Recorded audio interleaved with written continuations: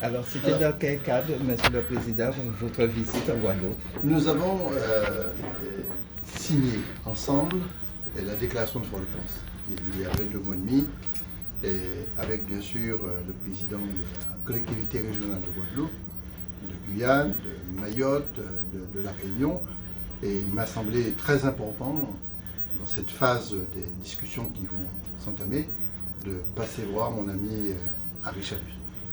Pour quelle raison? C'est simplement parce que nous voulons clairement que l'État entende que nous sommes extrêmement déterminés et nous sommes vraiment dans un moment clé de la vie de la Martinique en ce qui me concerne.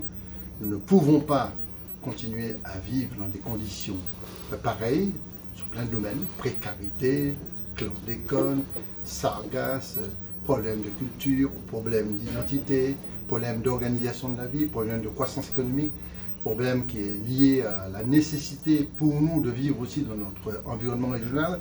Il ne s'agit pas pour nous d'exiger quoi que ce soit sur le plan statutaire, indépendance ou autre chose. Il s'agit pour nous de dire nous voulons absolument faire face à nos enjeux aussi par nous-mêmes.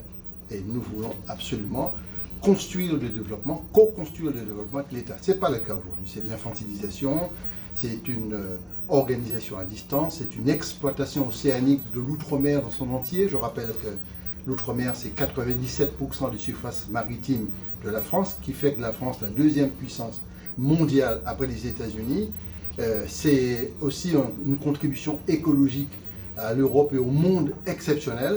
Et nous ne voyons pas du tout les résultats et surtout les contributions et les apports pour tenir compte de ces richesses-là.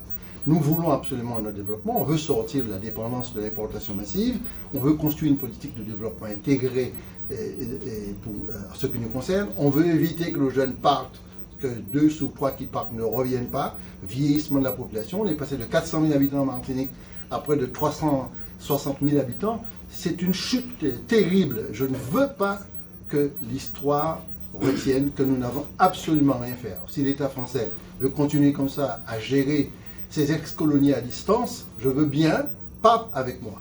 Donc c'est pour ça que nous avons demandé ce rendez-vous à l'État. Bien sûr, chaque région a leur propre perspective. Les présidents de régions et de collectivités de l'outre-mer qui ont signé des accords demandent une rencontre de négociation avec le président de la République. Nous ne voulons pas de dîner de banquet, on n'a pas envie de manger.